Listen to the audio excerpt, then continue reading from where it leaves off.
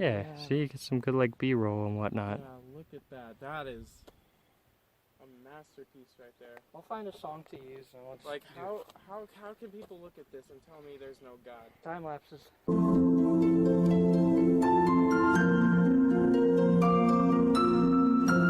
What the hell? Hello again, everyone.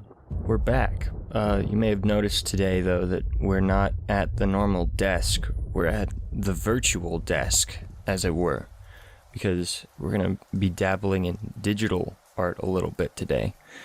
I have something kind of a little different from what I normally do.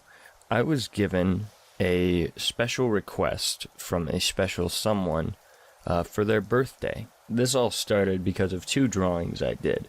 I made one for my big sister of this mermaid here, which is just kind of supposed to be almost like a Da Vinci text or something that's got like weird, I guess, Atlantean writing. That was kind of the idea I was going for. Of course, it's just kind of nonsense, but still.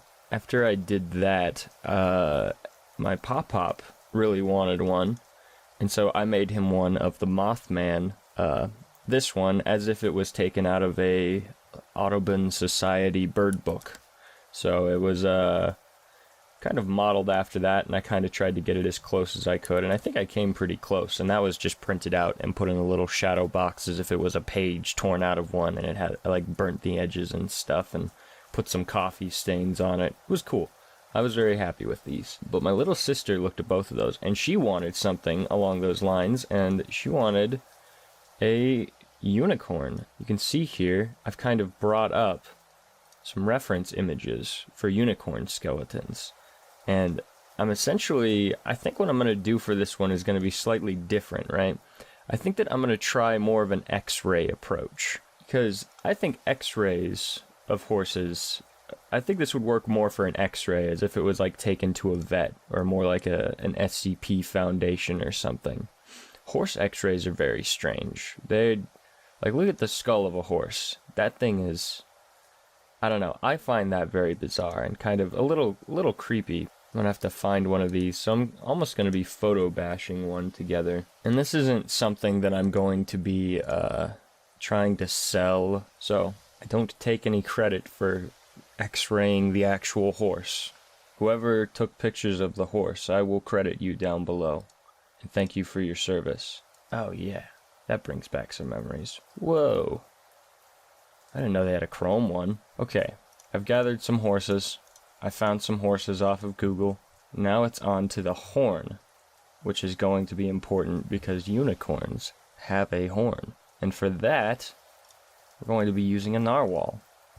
I feel sad Googling narwhal tusk, because a lot of the times what you end up with is like whaling pictures. They're such pretty animals. They really don't deserve that. Look at that. Isn't that amazing? Like, look at those. And it's like the first thing. It's so sad. Like that. One of these. Oh, it's Pinterest. Oh, God. Okay. And with that, all of our images are in here.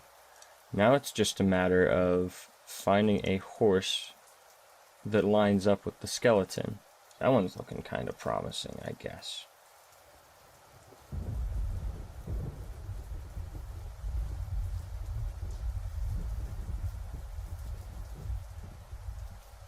It's not too bad. I'm just gonna have to go back and trim that up a bit. You know, originally I was going to commentate over all this, but instead, I think we should all just sit back and enjoy the Donkey Kong country music. Because that's what life is really about. And enjoying Donkey Kong. I'll stop now. I'll stop.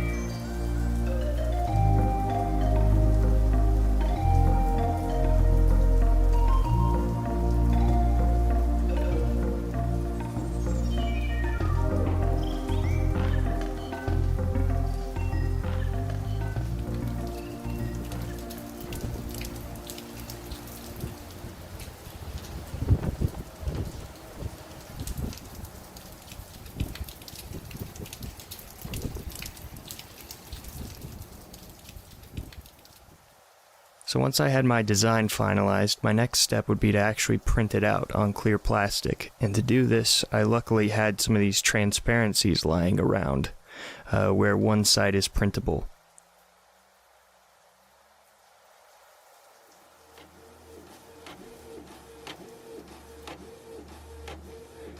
I played around with it a little bit. The first one didn't turn out quite as dark as I wanted because my printer ran out of ink. The second one I ended up scaling down improperly. And finally, I got one that looked nice, but it wasn't quite dark enough. And so what I ended up doing was actually doubling them up. I actually took two of them and glued them back to back, and that got it to about the darkness that I wanted. I have here a picture frame, one that I was planning on using. It's going to be a floating frame. It'll just be suspended right there in the middle. And I have been wondering if I can take the LEDs out of this old light box of mine.